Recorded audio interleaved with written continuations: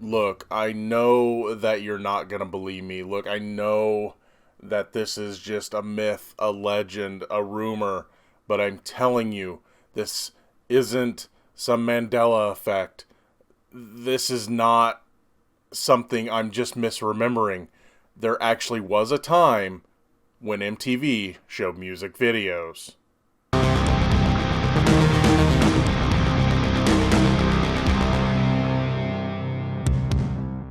Hey everybody, what's going on? Today we are going to be talking about a movie that is based on a classic cartoon that was at the height of its powers in the mid 90s. Today we are going to be talking about Beavis and Butt-Head Do America. Believe it or not, as I said in the intro, there was a time when MTV actually showed music videos all the time, and they also would show actually good shows, some innovative cartoons. One of those cartoons was Beavis and Butt-Head, and this movie came out at the height of the Beavis and Butt-Head powers. Now, this show, or this movie, came out about a year before South Park really kind of just took over the animation landscape. But Beavis and Butt-Head had a pretty good run. Now, while the series kind of got a little old after a while, and the movie, when it came out, I was still into the series and was still excited for the movie, but I could tell after seeing the movie that its run, I wouldn't say was over, but it was definitely going to slow down. And of course, when South Park came out, of course, it really, Beavis and Butthead kind of wasn't the one pushing the envelope anymore. It was South Park. But that being said, there's a lot of nostalgia with the show with me. I still really do enjoy the show as dumb as it is. But anyway, I will warn you, there's going to be spoilers in this review. But here we go. Beavis and Butthead Do America. This movie kind of expects you to know the characters, but then again, you're probably not going to be really seeing this movie if you weren't already into the show. So what we have is a dream sequence where Butthead is dreaming that him and Beavis are basically like Godzilla, where they're just destroying the city, and plus they're Butthead's hitting on a really tiny girl. Hey, baby. So anyway, he's dreaming, and Beavis wakes him up, which Butthead's not too happy about. But Beavis like, no, wake up. Our TV's missing. And it had just been stolen because the criminals they left tracks. And anyway, of course, Beavis and Butthead aren't that smart, so they didn't really figure out that they could have just followed the tracks. But the criminals are outside, and they're loading up Beavis and Butthead's TV, and they leave. So Beavis and Butthead go to find their TV. And this leads them, after a series of mishaps with other TVs, trying to get themselves another TV. This leads them to break a few. We'll just say that. But this leads them to a hotel room where they had advertised, hey, we got TV. They end up in a room that has a guy in there, and he's expecting two people to show up, and he thinks Beavis and Butthead are those guys. This guy's name is Muddy. He's played by Bruce Willis, and he thinks that Beavis and Butthead are the hitmen that he's been waiting for. Plus, Muddy is very drunk the entire movie, so he doesn't really see clearly or anything. But he tells Beavis and Butthead, I've got your plane tickets. I've got you set up for the hotel right next to the person I want you to kill, which is his wife, Dallas, played by Demi Moore. Now, I don't really follow celebrity marriages or anything, but I do believe that Bruce Willis and Demi Moore were married at the time. I don't really care if their marriage was on or off or whatever. It's none of my business. But I believe at the time they were married, so I think that was kind of the thing. It's like, hey, we got these two, they're really married, and they're in a movie together. But anyway, he pays them to do his wife, which, of course, he wants her dead, and they think that you know, you want us to do your wife? You know, they think they're gonna go have sex. So they get on the plane, and this is where the adventure really begins. You end up finding out that Dallas has stolen this is where it gets crazy. Dallas has stolen an experimental bioweapon that is about, I don't know, yay big. And so that gets the government involved, led by Robert Stack, the ATF agent, who loves to order cavity searches, which it's funny hearing Robert Stack talk about, give him a cavity search. So they go to Vegas, and that's where the adventure begins. And this leads them to first fly to Vegas, and then by road and any other means necessary, make their way to Washington, D.C., where the ATF thinks they're going to cause havoc at this summit that's going on there. And by the sheer luck and stupidity that is Beavis and Butt-Head, they keep avoiding capture and death the entire movie. Really, this movie is exactly what you would expect it to be. If you like Beavis and Butt-Head back in the day, you liked this movie. Now, I do feel that the jokes didn't all work because you'd seen them already. I think like they leaned on the Cornholio joke, I thought, too many times. Granted, they only did like 2 big segments of it, but the Cornholio thing in Beavis and Butt-Head was very popular at the time.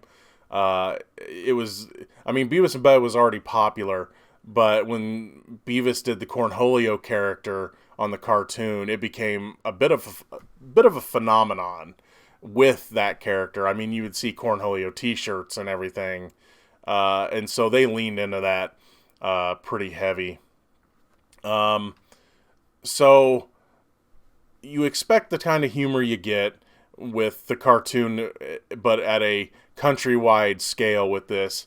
I mean, Beavis and Butt-Head, everything's there. The puns, they were seeing towns, funny named towns, so of course they're, leaning into that. Anytime they have to read something, of course they read it wrong. Just the usual Beavis and Butt-Head jokes, but again at a countrywide scale. That being said, seeing how they're, by the skin of their teeth and the skin of their stupidity, how they're avoiding danger and everything is fun to watch. The movie is only like an hour and 20 minutes. I don't think it needed to be any longer. Heck, this could have been an hour-long special on MTV and probably been just as good.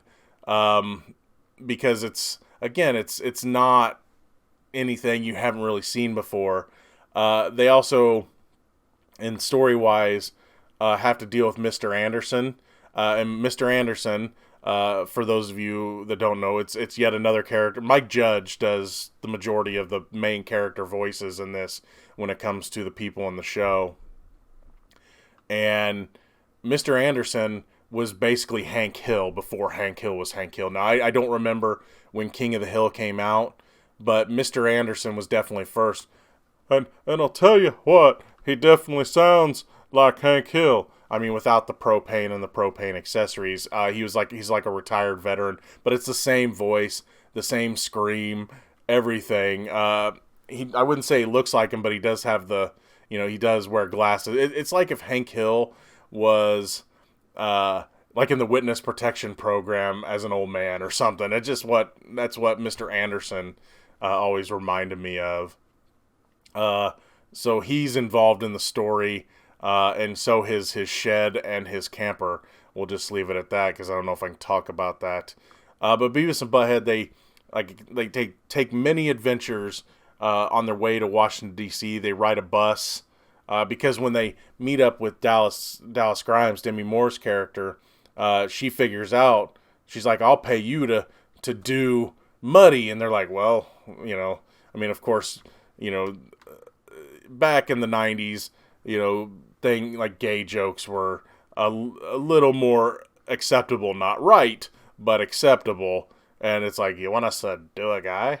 But then she figures out it's like, oh, they really don't know what's going on.